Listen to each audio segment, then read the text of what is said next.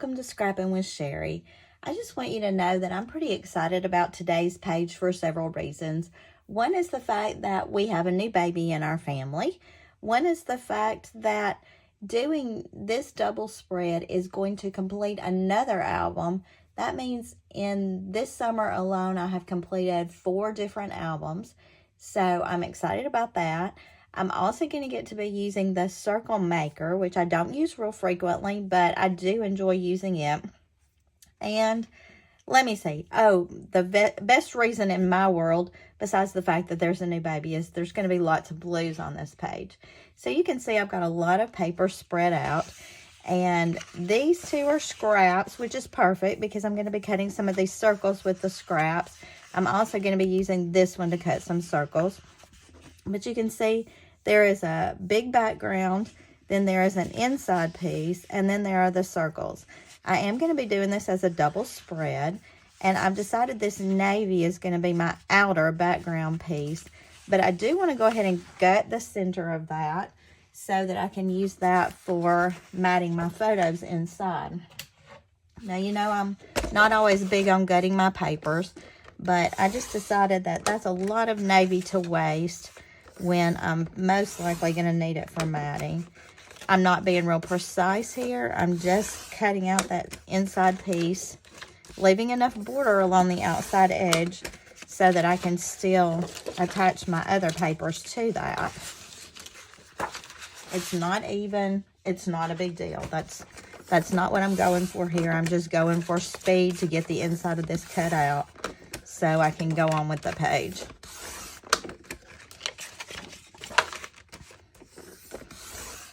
I do think that using this for matting is the secret to making your page look more cohesive, because once you have this as the background and then you go back and matte inside, that brings this color forward, and I just think that makes your page look a lot prettier overall.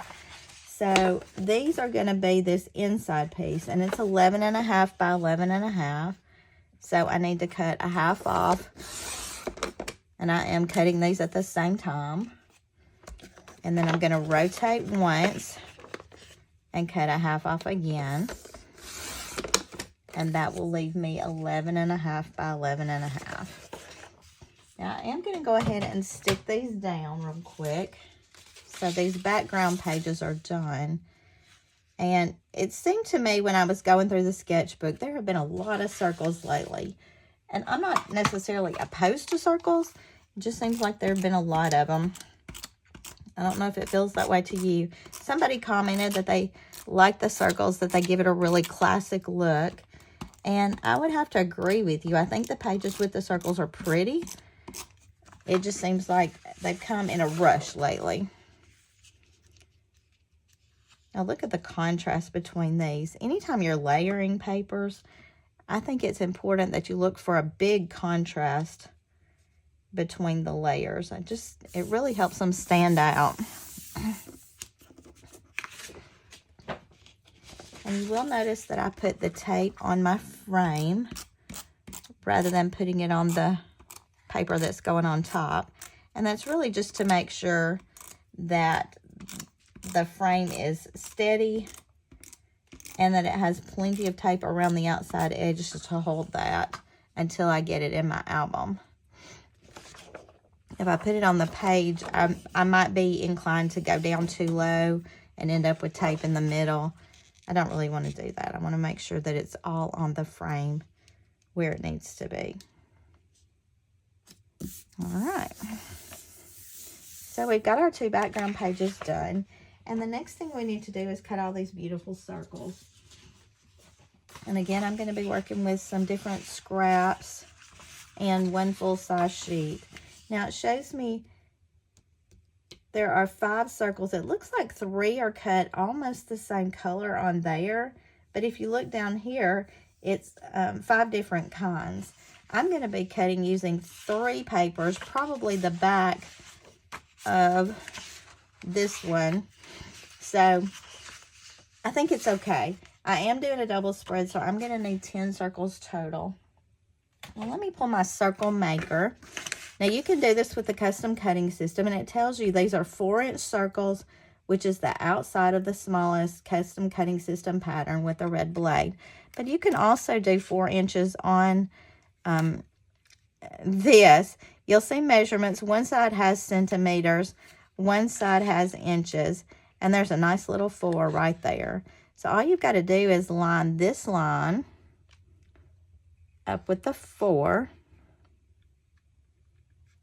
and then just tighten your handle down, and you're ready to cut these circles. Now, if you haven't practiced with this, you may need to practice a little bit to get your spacing. But what I've discovered is if I make sure that my design is rotating inside this arm, it's going to cut it all. This is hard to do when you're using photos particularly. I don't use my circle maker a lot with photos because I don't feel like I can get the exact spacing. So I'm more likely to use it on papers where it doesn't matter so much. I'm just going for a size. It is easy to cut those circles with this thing though. I really like the ease of this maker. You do have to make sure that you've got enough space when it's rotating so you're not knocking out other things along the way. And I am trying to be a little frugal with this paper, but it's not going to be exact. For those of you who like an exact science on this, this is probably not a good tool for you. It will probably frustrate you. But if you go back to the sketch and look, you'll also discover that parts of these circles are going to be covered up anyway. So if we have a junky edge, one edge that doesn't look so well, we can probably cover it up. So I'm going to go ahead and make an extra circle there, knowing that it was cutting off the bottom. I am going to save that scrap. So that gives me 3, 4, 5 so far. So I'm going to cut 5 more using this. You see what I mean about the arm? You got to make sure that that arm is not going to run into anything as you're rotating. You have to push the white button in and then push the blade down. Now, if you are someone who has a lot of trouble with your hands, this is probably not one of your favorite tools. It does take a little getting used to. As with anything that we bring out, I think it takes a little bit of practice. But I feel like once you got it, you got it. Now, when I'm looking at this paper, I'm looking at this edge over here would be great for a border. So I'm not going to cut into that edge. I am going to cut a little partial circle here, just because I can overlap with it. And I'm going to go ahead and cut off that edge to make a border later, so that when I store this in my paper pack, things are not catching on all of these little circles and causing it to get ruined anyway. So let's look at our layout and see where we are. I'm going to move all these things out of the way. I do work directly on my mat a good bit, but I don't really have the space to spread it out right now, so I'm just going to move it out of the way. So we've got our 2 backgrounds, and those are layered with the navy and the brown. This brown, by the way, came out of the denim collection, and you'll see why I chose to put some brown with this in just a minute. Now, this is one of my favorite patterns, so I'm looking at that one at the top, and I'm arranging these basically just like what they have on this sketch. I'm looking at my spacing based on their spacing. Do I have to do it exactly like that? No, absolutely not. But this might be a good spot to use one of these partial circles. And I'm spacing it away from that other one that looks just like it. I want this stripe to show pretty well out here. And then I need one more. And this one on the sketch goes way down to the side, over in the corner.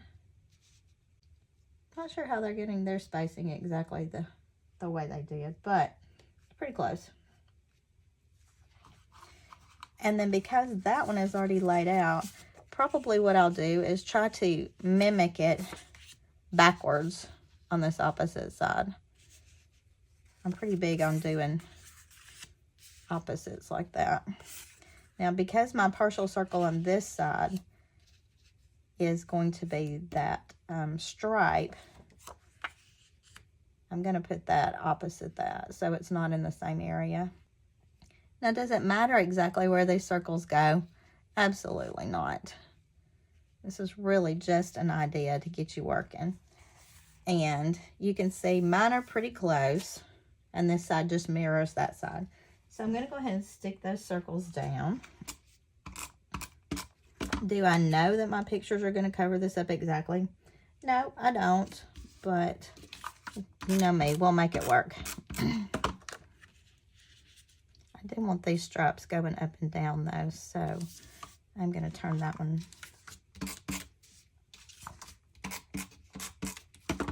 These are really cute patterns. I want to say this was from Shades of Blue, but I'm not positive on that, so don't quote me.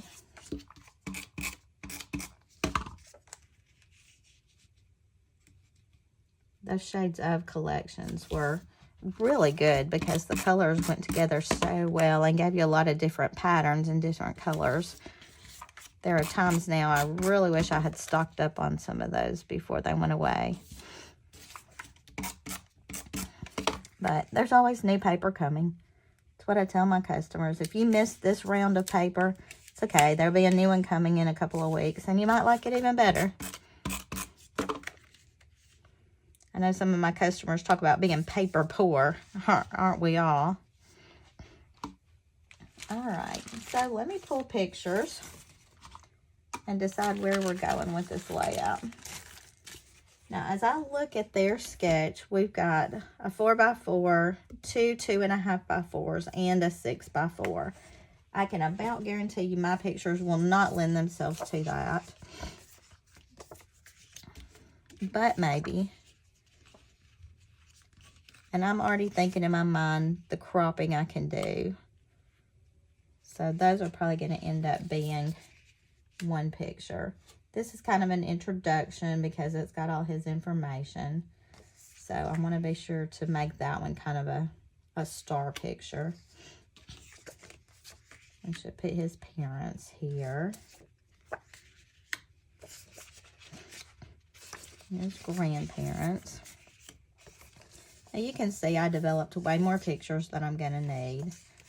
That's his parents again, but not as good a picture, so not necessary.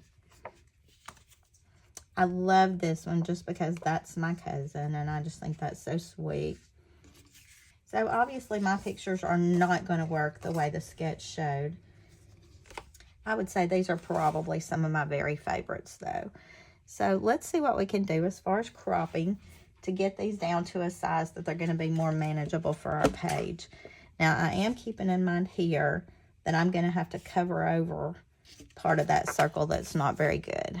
So I'm just going to crop that right in close to his head and then leave that one as is. Not much cropping to do there.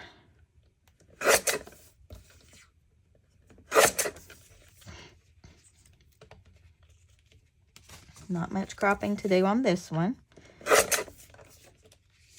And I don't really crop just for the sake of cropping. I'm really trying to fit them better on the page. I'm trying to make the circles show a little bit because the design is really cute on this. Maybe I need to go up with his parents because I know I can crop this one much smaller.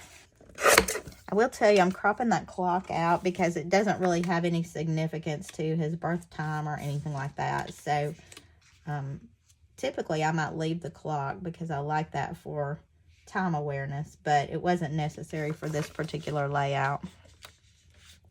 I'm just checking the size of this photo to see if I can make this one the same height. And then I can map these two together. Still keeping a lot of that circle down there and a lot of this right here. And you know what? I really could do those the same way. Let's check the height on this one.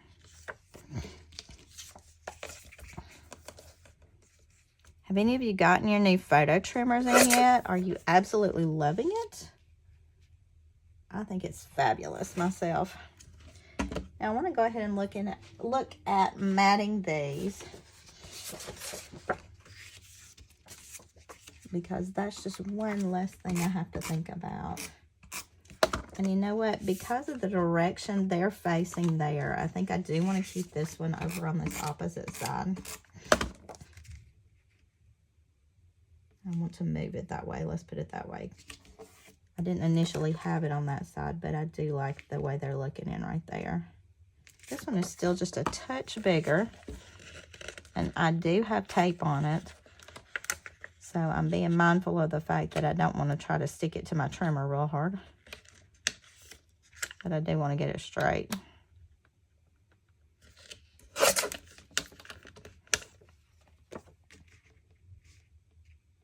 Okay, I ended up with it a touch smaller than. That's the story of my life. Look at that, y'all, though. You can put that double-sized mat in there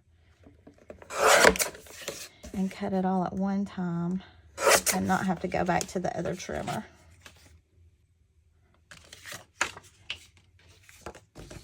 Okay, now let's look at matting these. Oh, they're so close to fitting on that, but just not quite. I'm wondering if we can cut them down just a hair more, because I sure would like to use up that last little scrap. It's about a 3 1/4. So let's see if we can get those just a shade smaller than 3 1/4.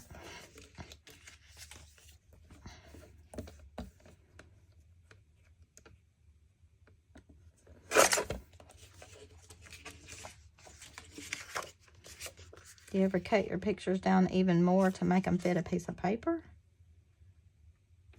It's going to be a tiny, tiny mat. We're going just a little smaller. About a 3 1/8 maybe. I do love all the measurements on this trimmer that help me to do that precisely.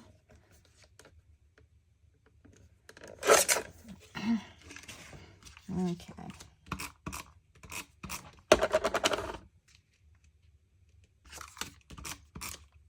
That'll be a pretty thin mat, but you know I'm okay with that. I like the thin mats anyway. I'm just going to even up this outside edge just a touch. And we've got those matted.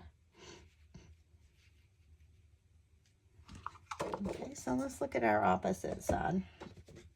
Now over here, I'm probably going to do very similarly as far as cutting. I know that this is a 4" high. And these are his 2 cousins. So I'm going to go in pretty small on that. But then I need to make this a 4" as well. So I can mat those together.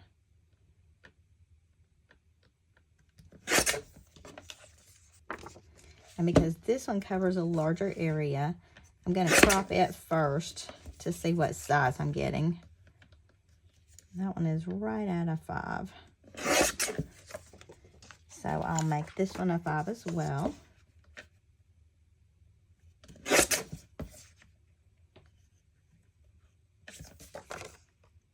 think I'll leave the person in the background. That's another grandfather on the other side. Not necessarily part of our family, but part of their family. And if you're thinking ahead, you're probably going to realize that my 4" pictures may or may not fit here. Oh, they do. How wonderful is that? So, just by using the part that we gutted out of this navy on the background, we're going to be able to get all of these photos matted. That one's a little bit too big to go in there.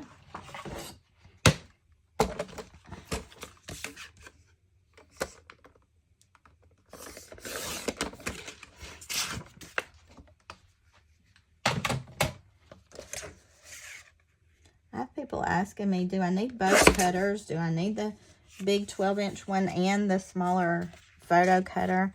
I personally like this guillotine style. I like the fact that you can just make quick, exact cuts very precisely.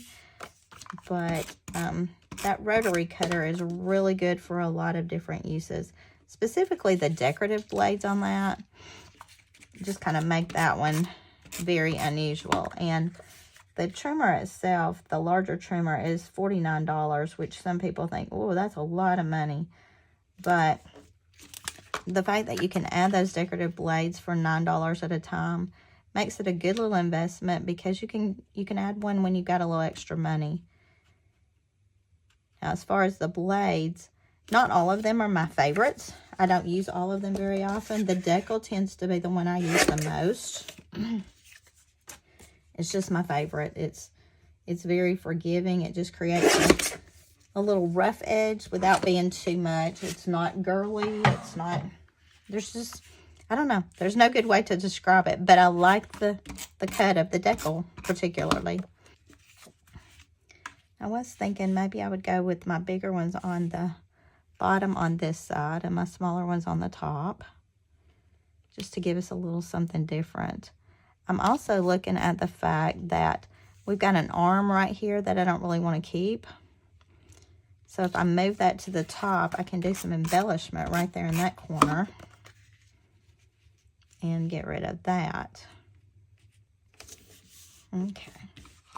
So with my pictures being a little bit larger, you're not seeing quite as much of the circles, but I do feel like there's enough that you get the pattern, and I like that.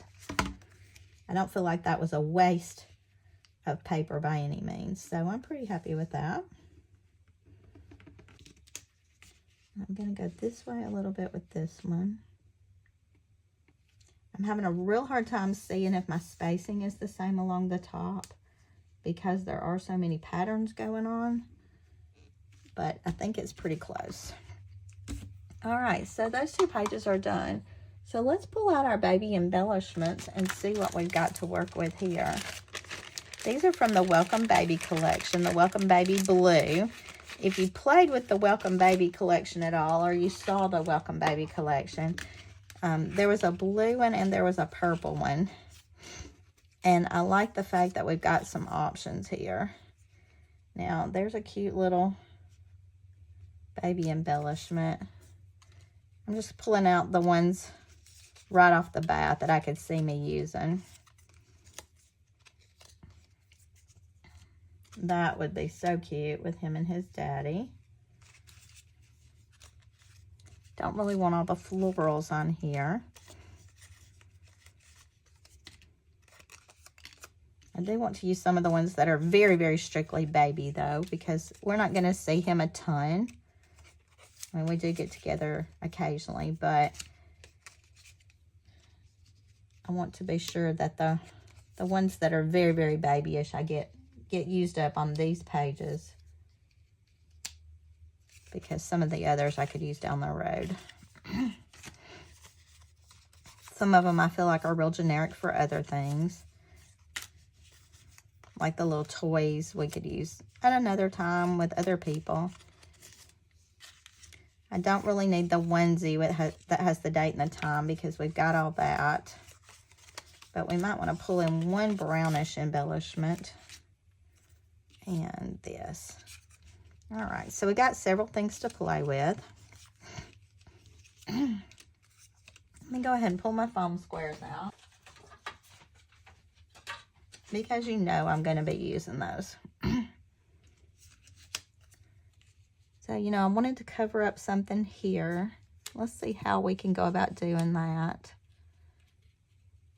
Maybe grouping those two together. He doesn't have a passy in any of those, but he does here. So we could always do the passy here. We could do this I love you here with his parents. Maybe this right along the bottom with the grandparents. And maybe we want to add the bottle and the pacifier right there. This Hello Cutie I feel like is getting lost up there, but we could do it here and here. And maybe take this I love you closer to the top. Or, that's pretty. God knew my heart needed you. We group those two together. No, I don't like two words together like that. And we could add that right here. Or maybe even group it with this. You know, sometimes in an effort to cover up things on a picture, you just just have a really hard time making it work.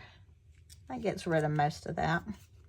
I really do like this I love you, and maybe there's the best place for it. All right, so let's get these foam squares on, and we'll have another page and another album completed. Because these are embellishments, I'm not having to use as many foam squares. I'm not having to try to keep it from sticking because they're not stickers.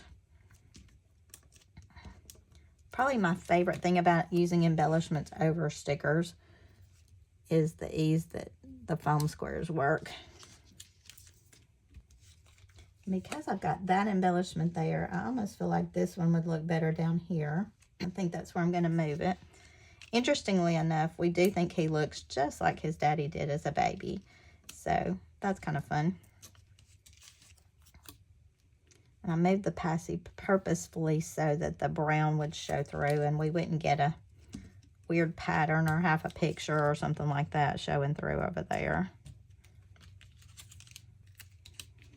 All right, last embellishments going on. I love it when it all works together. These were not all parts of the same collection, but I think throwing the brown onto the background really helped it. I love the way all the blues complement each other. And we've still got lots of cute embellishments to use down the road. So that is page 88 in your sketchbook. We did that as a double spread. Now they did add some little banners along the bottom. I don't feel like I need that, but that's the only thing that I didn't do related to the sketch. Page 88 is done. And until I see you next time, happy scrapping.